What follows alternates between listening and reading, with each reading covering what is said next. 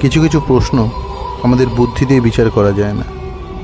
প্রচলিত অপ্রচলিত, জানা অজানা সবের মাঝেই এমন কিছু ঘটে যা সত্যি বলে মেনে নিতে হয়। মূলত ঘটনাগুলো কিন্তু আমাদের শিহরিত করে।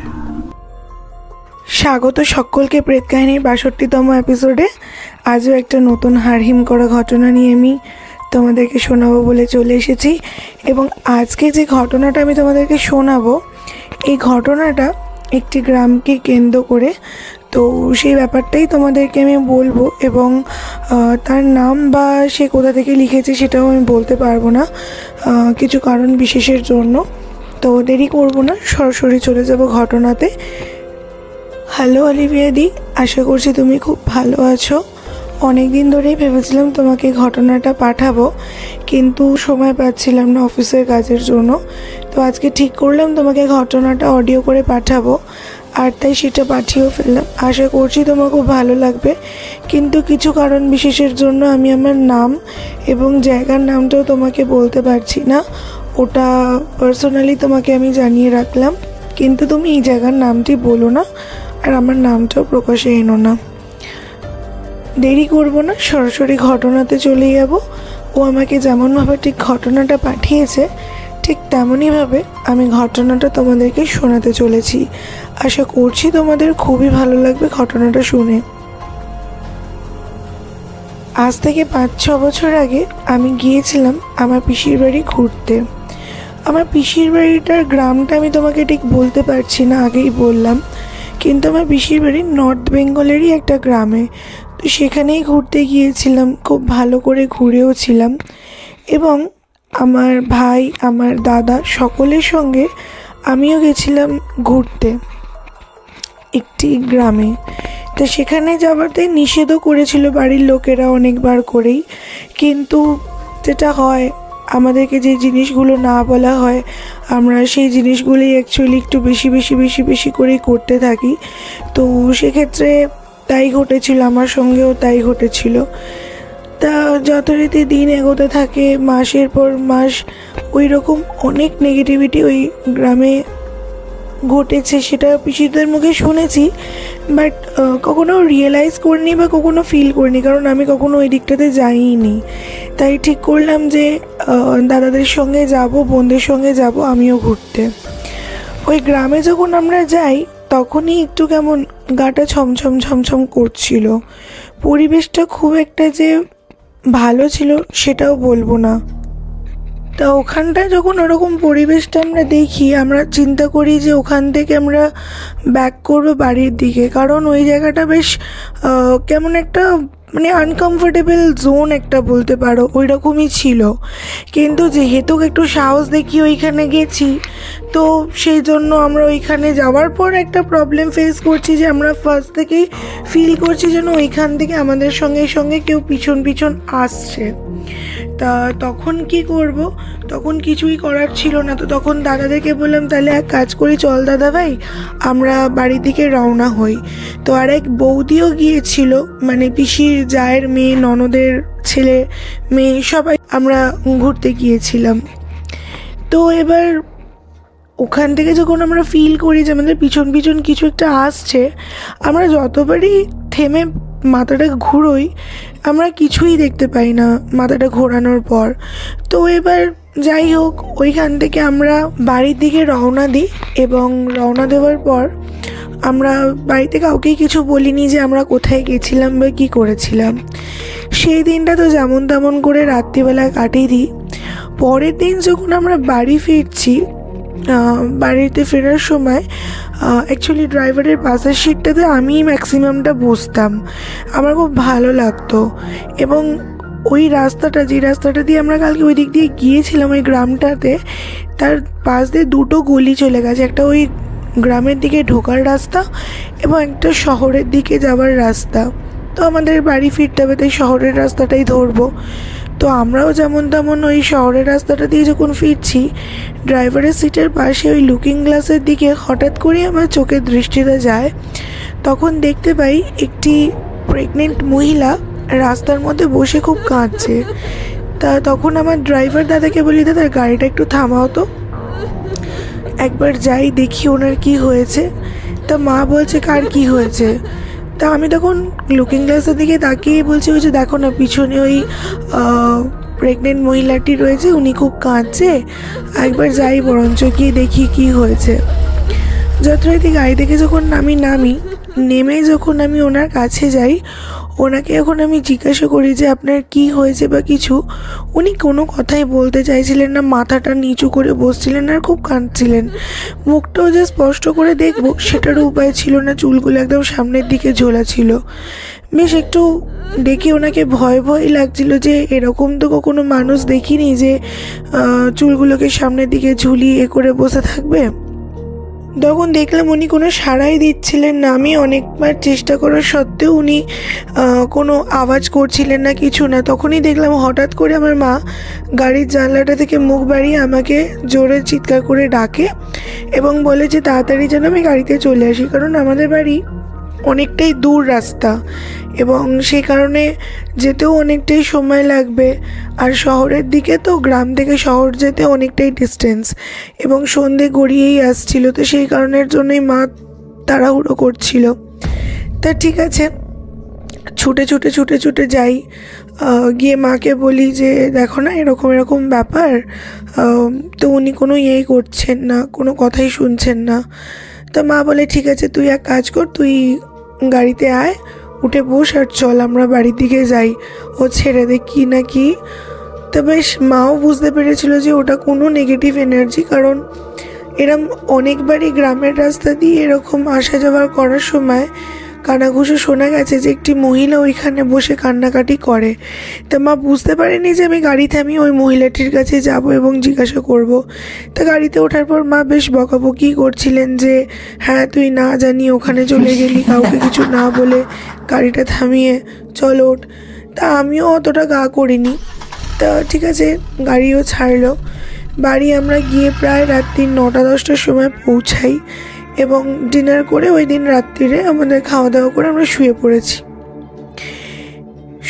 পড়েছি। মাঝরাত্রিরে ছাদের মধ্যে দিয়ে কেউ যদি ছুটে ছুটে যাওয়া আসা করে সেরকম একটা আওয়াজ আসছে আর একটা খুব মৃদু শব্দ ভেসে আসছে বাঁচাও বাঁচাও করে।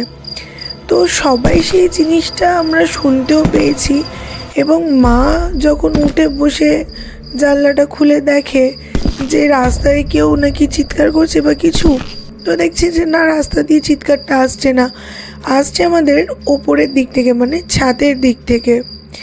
তা মা তখন কি করবে, মা কিছুই বুঝে উঠতে পারছে না। বাধ্য হয়ে মা বলল যে ঠিক আছে বাবা, এখন শুয়েই পড়ি, আর কিছু দেখবো না, যা হবে কাল সকালবেলায় যখন মা ছাদে যায় ফুলে জল দিতে, গিয়ে দেখছে ফুলের গাছগুলো সব মরে পড়ে রয়েছে। মা তো অবাক, কারণ এরকম তো সচরাচর কোনোদিনও মা দেখেনি যে ফুলের গাছগুলো মরে গেছে, এতদিন ধরে মা যত্ন আত্তি করছে। তখন মা আর কি করবে, মনটা ছোট করেই নিচে এসে বাবাকে বলে জানো এরকম ওপরে গেছিলাম ছাদেতে, দেখছি যে ফুলের গাছগুলো সব মরে পড়ে রয়েছে, কি করি বলো তো।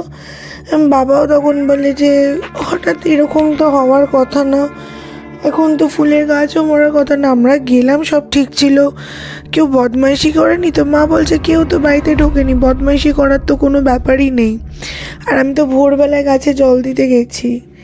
দিয়ে আমিও স্কুলে চলে গেছিলাম, বাবা অফিসের জন্য বেরিয়ে গিয়েছিল। দিয়ে সেই থেকে মায়ের সঙ্গে কিছু নেগেটিভ উৎপাত শুরু হয়। মা যখন রান্নাঘরে রান্না করছে, মা স্পষ্ট বুঝতে পারছে যে মায়ের পিছনে কেউ যেন দাঁড়িয়ে খালি বলছে আমাকে বাঁচাও, আমাকে বাঁচাও। মা বুঝতে পারছে না যে কে, কাল রাত্রির থেকে মা এরকম একটা আওয়াজ শুনতে পাচ্ছে। দিয়ে মা যখন পিছন ঘুরে তাকায়, মা কাউকেই দেখতে পায় না। তারপরে মা রান্না টান্না করে এসে যখন ঘরের মধ্যে একটু টিভি দেখে, মা স্পষ্ট দেখতে পায় যে ডাইনিং থেকে একটি প্রেগনেন্ট মহিলা হেঁটে মায়ের দিকে যেন এগিয়ে এগিয়ে আসছে, বলতে বলতে আমাকে বাঁচাও, আমাকে বাঁচাও। মা তো ভীষণ ভয় পেয়ে যায়, দিয়ে খুব জোরে চিৎকারটা করে এবং চিৎকার করার সাথে সাথে মা তখন কি করবে বুঝেই উঠতে পারছিল না। তো মায়ের চিৎকারের আওয়াজ শুনে নিচে জেঠিমারা ছিলেন, ওরাও ছুটে ওপরে এসে মাকে বলে, কি হয়েছে গো, তুমি এত জোর চিৎকার করে উঠলে? মা তখন বলছে, আসলে জানেন তো এরকম একটা জিনিস দেখলাম আর এগিয়ে এগিয়ে আমার দিকে আসছিল। তো তখন মানে জেঠিমারা বলছে, এরকম তো হওয়ার কথা নয়। আচ্ছা ঠিক আছে, তুমি হয়তো টিভি দেখছিলে, কিছু একটা হয়তো মনে পড়েছে, তাই এরকম হতে পারে। এই জিনিসটা দীর্ঘদিন মায়ের সঙ্গে বাড়তে থাকে। মানে মা জাস্ট লাইক আতঙ্কে থাকতো সবসময়, একটা মনে হতো মায়ের ভীত, মানে মায়ের সঙ্গে একটা মানে কিছু একটা রয়েছে, মা সবসময় ভীত হয়ে থাকতো। মানে কেউ হেই করলেই মানে মা কেঁপে উঠতো, এরম অনেক কিছু মায়ের সঙ্গে ঘটছিল। তো তখন মা বাধ্য হয়ে কি করবে কিছুই বুঝতে পারছিল না। তো জেঠিমাদেরকে বলতো, জেঠিমারা বলতো যে না বৌমা, তোমার হয়তো মনের ভুল হচ্ছে বা কিছু, এইভাবে। আমাকেও মা বলতে চাইতো না, কারণ আমি বাচ্চা, আমি ভয় পাবো। কিছুদিন যাওয়ার পর মায়ের সঙ্গে এটা কন্টিনিউ হওয়ার পর জেঠিমার মেয়ের সঙ্গেও এই জিনিসটা হওয়া শুরু করলো। মানে প্রায় বেশ 1-2 উইকস ধরে জেঠিমার মেয়েও বলতে লাগলো যে মা ওখানে, মানে আমার দিদি ভাই বলতে লাগলো যে জেঠিমাকে, যে মা ওখানে ওই মেয়েটি, মহিলাটি এগিয়ে আসছে, বাঁচাও বাঁচাও করছে, হ্যান ত্যান। তো যাই হোক, এরকম দিনের পর দিন জিনিসটা যখন খুব বাজে দিকে এগোতে লাগে, তখন বাড়ির পরিবেশটা যেন একটা আতঙ্কিত মতন হয়ে যায় এবং সবাই একটু ভয় ভয় থাকে এই বুঝি। তারপরে জেঠিমাও দেখা শুরু করলেন যে এরকম। তো যাই হোক, এরকম দিনের পর দিন যখন এগোতে লাগে, তখন জেঠু বলেন যে না, জিনিসটা তো খুব খারাপ, ঠিক আছে বাড়িতে পুজো করা হবে। ঠাকুরমশাইকে যখন ডাকতে যান, তখন ঠাকুরমশাই ওখানে বসেই বলে দিয়েছিলেন যে তোমাদের বাড়িতে তো একটি অতৃপ্ত আত্মা রয়েছে, ওকে এক্ষুনি মুক্তি দাও। আর কিছুদিন পর থেকে কিন্তু ও এবার উৎপাত করা শুরু করবে, কারণ ও মুক্তি চাইছে। ও একটি অতৃপ্ত আত্মা, ও খুব কষ্ট করেই মারা গেছে, ওকে ইমিডিয়েট তোমরা মুক্তি দিয়ে দাও। আর ওই আত্মাটা তোমরা কি কোথাও গেছিলো, কিন্তু সেখান থেকেই তোমাদের সঙ্গে এসছে। তো বাবা কিছুতেই মনে করে উঠতে পারছিল না।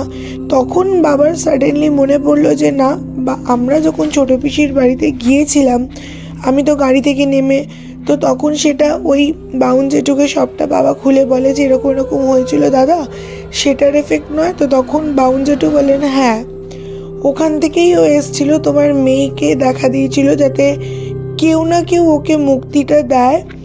তো যাই হোক, অমাবস্যার আগেই বলেছিল যে আর 2 দিন পরেই অমাবস্যা, তো এই 2 দিনের আগেই তোমাদেরকে যে যজ্ঞটা করার করে নাও, নাহলে কিন্তু অমাবস্যা থেকে ওর আরও শক্তি বাড়তে থাকবে। তো যথারীতি তাই হলো, সমস্ত সরঞ্জাম করা হলো যাতে মানে তিনি আর কি মুক্তি পান। তো আমাদের বাড়িতে যখন ওই বসিয়ে যজ্ঞটা হচ্ছিল, আমরা সবাই ওখানে ছিলাম, কিন্তু আমার জেঠুর মেয়ে ওখানে ছিল না। আমার জেঠুর মেয়ে নিজের ঘরেতে নিজেকে সেই কেমন ভীতভাবে বিছানার মধ্যে মাথা গুজে চুলগুলোকে সেই খুলে বসেছিল, খুব কাঁদছিল। তো এবার আমাকে বলেছিল যে যা দিদিভাইকে ডেকে নিয়ে। আমি যখন যাই, ঠিক সেই দিনের যে ওই মহিলাটির দৃশ্য আমি দেখেছিলাম, ওই রকমই দৃশ্য আমি দিদিভাইয়ের মধ্যে দেখতে পাচ্ছি। আমি তো ভীষণ ভয় পেয়ে যাই এবং আমি ছুটে এসে সবটা বলি সবাইকে যে দিদিভাই কিরম একটা করছে, আমি যাব না ডাকতে, আমার ভীষণ ভয় লাগছে। তো সবাই যায় দিদিভাইকে ডেকে নিয়ে আসার জন্য। দিদিভাইকে ওখান থেকে কিছুতেই আনা যাচ্ছিল না। বাবা, জেঠু, কাকাদেরকেও ডাকা হয়েছিল, কাকারা অন্য বাড়িতে থাকেন, ওখান থেকে এসছিলেন আমাদের বাড়িতে। তো কাকাও গিয়ে 3 জনে মিলে খুব জোর করে টেনে, মানে ওর এত শক্তি, বাবা কাকা জেঠু মিলেও পারছিল না যে ওকে ওখান থেকে নিয়ে আসবে। তো যাই হোক, অনেক কষ্ট করেই ওকে ওখান থেকে নিয়ে আসা হয়। ইতিমধ্যে পিসি মশাইও চলে এসেছিলো, কান্নাকাটি করছিল যে আমাদের বাড়িতে ঘুরতে গেল, তারপরেই এরকম একটা অঘটন ঘটলো বৌদি। তো তারপর থেকেই আর কি মানে জানা গেল, মানে পুজো আচ্ছা করছিল সে কোনো রকমের দিদিভাইকে সেই প্রায় হাতে ওড়না ফোড়না দিয়েই বেঁধে রেখেছিল দিদিভাইকে, যে দিদিভাই কোনোভাবেই যেন ওই ছিটকে না পালিয়ে যেতে পারে। আর বাউন ঠাকুর বলেইছিল যদি আজকে পালিয়ে যায় তাহলে কিন্তু তোমার মেয়েকেও মেরেই ফেলবে, তাছাড়া ও কিন্তু একা হাতে যাবে না। তো যাই হোক, ওরকম করতে করতে মানে কি করবো যে ছটফট করছে, আমরা কিছুই করতে পারছি না। দিদিভাই ওরকম করেই যাচ্ছে। তারপরেতে সেই জেঠু মন্ত্রপাঠ শুরু করলেন, সর্ষে কিছু ওর গায়ে, দিদির গায়ে ছেটালেন এবং কিছু শুকনো লঙ্কা পোড়া ওর গায়ে দিলেন। শুকনো লঙ্কাটা যখন পোড়া ছিল কোনো স্মেল ছিল না, জাস্ট একটা ধোঁয়া উড়ে চলে গেল। মানে সেদিনকে আজও যখন মনে পড়ে ওই দিনকের ঘটনাগুলো, মানে সত্যি আমার কাছে একটা নাইটমেয়ার মতন মনে হয়। আর সে দিদিভাই ওই চিৎকার আর ওই একই কথা বলছে, আমাকে বাঁচাও, আমাকে বাঁচাও। তো যথারীতি ওই সব মন্ত্রপাঠ করার পর যখন বাউন জেঠু জিজ্ঞাসা করেন যে কী হয়েছিল বল, তুই ওকে এরকমভাবে ধরে রেখেছিস কেন, তো তখন দিদিভাইয়ের মুখ থেকেই আর কি ওই মহিলাটি বলেন যে এরকম আমার স্বামী আমাকে খুব অত্যাচার করেই মেরে ফেলেছিল, শ্বাসরোধ করে বালিশ টিপে, আর আমাকে ওই জঙ্গলের অমুক জায়গাতে পুঁতে রেখে দিয়েছে। আমি মুক্তি চাই, আপনি আমাকে মুক্তি দিয়ে দিন, আমি এক্ষুনি ছেড়ে দিয়ে চলে যাব। তো যাই হোক, সেই মতনই কাজ করা হলো। ঠিক ওই জঙ্গলে যাওয়া হলো এবং ওই মহিলাটির ওই বডির পচা গলাটাকে পুলিশ এসে সমস্ত কিছু করে ওই জিনিসটাকে আমরা মুক্তি করলাম। তারপর থেকে আজ অবধি আমাদের বাড়িতে আর কোনো রকমের কোনো নেগেটিভ কিছু ঘটে না দিদি। এটাই ছিল আমার গল্প। যদি তোমার ভালো লাগে তুমি তোমার মতন করে শুনিও। তোমার ঘটনাটা সত্যি খুব সুন্দর ঘটনা, আমার খুবই ভালো লাগলো। আচ্ছা, তো প্রত্যেকবারই আমি একটা কথা বলে রাখি, প্রেত কাহিনী কিন্তু কোনো কুসংস্কার, কালো জাদু এবং অন্ধবিশ্বাসকে প্রমোট করে না আর করবেও না। এই ঘটনাগুলো আপনারা জাস্ট এন্টারটেনমেন্ট হিসেবেই নেবেন। কারণ দেখুন, অনেকেই আছি আমরা বিশ্বাস করি এবং করি না, কন্ট্রোভার্সিতে না গিয়ে আমরা এটাকে এন্টারটেনমেন্ট হিসেবে নেওয়াটাই আমাদের মনে হয় খুব ভালো হবে। তো যাই হোক, যারা বিশ্বাস করেন তাদের উদ্দেশ্যে একটা কথা বলে রাখতে চাই, এরকম অনেকের সঙ্গেই অনেক রকম ঘটনা ঘটে, আমরা হয়তো সাহস পাই না শেয়ার করব বা কিছু। আপনারা যদি এরকম শেয়ার করেন বা কোনো প্রবলেম থাকে, কিছুদিন পর থেকেই আমাদের প্রেত কাহিনী শর্টসে কিছু ভিডিও আসতে চলেছে, যে মরাল জিনিসগুলো আপনারা জানতে পারবেন এবং কিছু তথ্য জানতে পারবেন যেটা আপনাদের জন্য ভীষণ ভীষণ ইম্পর্টেন্ট, যে কিভাবে কি এফেক্ট হতে পারে, কোথা থেকে কি হতে পারে, সেগুলো আপনারা সমস্ত জানতে পারবেন প্রেত কাহিনী শর্টসে। খুব শীঘ্রই আমরা নিয়ে আসতে চলেছি প্রেত কাহিনী শর্টস, আশা করছি আপনাদের ওইটাও ভালো লাগবে। হ্যাঁ, আর যারা যারা আমাকে গল্প পাঠাতে চাইছেন তারা চটপট গল্প পাঠিয়ে দিন। আমাদের ডেসক্রিপশনে সমস্ত লিঙ্ক প্রোভাইড করে রয়েছে। আমাদের ঘটনা পাঠাতে হলে করতে হবে ইদার জিমেল করতে হবে। আমাদের মেল আইডি হলো pretk266@gmail.com। আমাদের হোয়াটসঅ্যাপ নাম্বার হচ্ছে 8100408986। বাদ বাকি ইনস্টাগ্রাম আর ফেসবুকের লিঙ্ক নিচের ডেসক্রিপশনে দেওয়া রয়েছে, আপনারা চেক করে ফলো করে নিতে পারেন। Thank you. নেক্সট উইকে আরও একটি ঘটনা নিয়ে আমি আসতে চলেছি।